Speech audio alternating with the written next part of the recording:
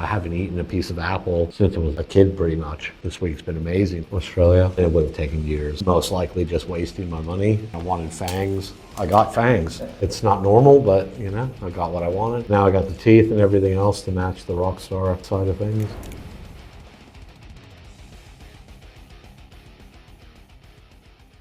I'm James LeJudas. I'm a engineer. I work within the steel industry. Haven't been happy with my teeth ever, and have come to Vietnam to have the best service possible to get the teeth that I do want. Yeah, even greens and that, because I couldn't chew them up, they'd get caught in the band. And I think now that I can actually slice food with my teeth, because I couldn't chew things properly and they wouldn't break up. They would just block. Sometimes it comes out straight away, but sometimes it might sit there for 4 hours. And in those 4 hours, bio just keeps coming up, and you might spit out, but it doesn't unblock. And if it doesn't unblock, every bit of liquid just keeps building on top of it.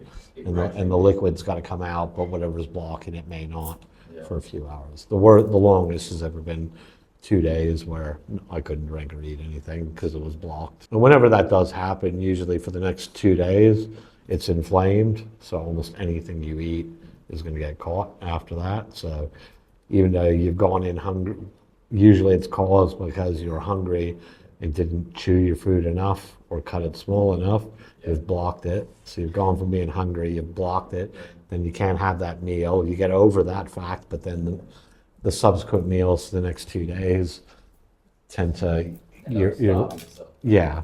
I know there's a couple other countries that you might get it cheaper, but I think end result for everything combined between the savings on shopping, the flights to come to Vietnam, the people, the food, the service that Zenith offered, everything combined just led to this is a cheaper, better option, you know, and with the results I was after. And you guys listen to me. I mean, I wanted fangs. I got fangs.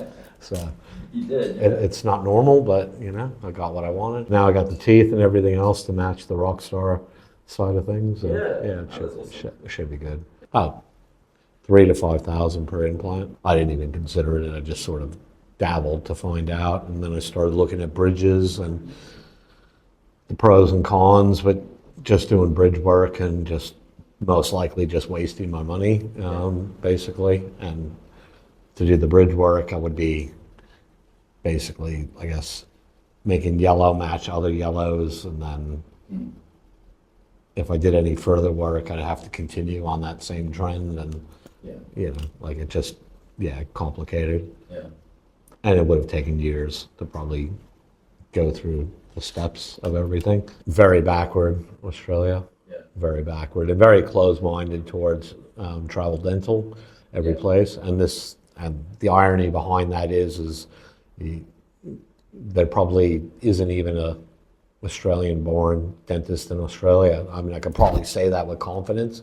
Yeah. Maybe there's one or two, but every single one of them is a foreigner. But they'll be the first ones to tell you that, you know, don't do it overseas. Nobody here is going to touch it or fix it. Well, I'll just get on a plane if nobody will touch it. I didn't really feel comfortable, but they expose themselves for telling lies, half-truths towards things, and were not happy and kept pushing for me to reconsider coming back to them, and that wanted to know what company you guys were. I could basically tell it wouldn't have mattered if I said it was God Almighty. They would have said it's a scam. In the end, I'm happy with my choice. Yeah, it was seamless. I didn't really have to think or do anything when it came to the dental side of things. And I'm sure if I needed any assistance with booking things and stuff like that, I'm pretty proficient myself, that you guys would have done whatever if I needed help. The one, I guess, canine root definitely was infected up the top. It was all the way up to the eye. Now it's only like one spot, but like the night of leaving here, I couldn't even move my right nostril. Like it was that painful, you know, but pain up into right into my eyeball sort of thing. It's now subduing. They're going to give me some more 3 to 5 days of antibiotics today, which probably should kick it. I would call it 60% better than after they pulled it. I guess that cavity was up in there and it was already festering, and who knows, it might have been, had I not pulled it out, it could have been days away from having to be pulled out, Not bad, no. I mean, I've been through a lot, so in my life, and yeah, overall, not like the operation and that. Yeah, I mean, a couple bits because I had some abnormal situations there. I had 2 root canal stub teeth. One of them was a canine, and that one was a bit difficult to get out, rightfully so. There wasn't much to grab on.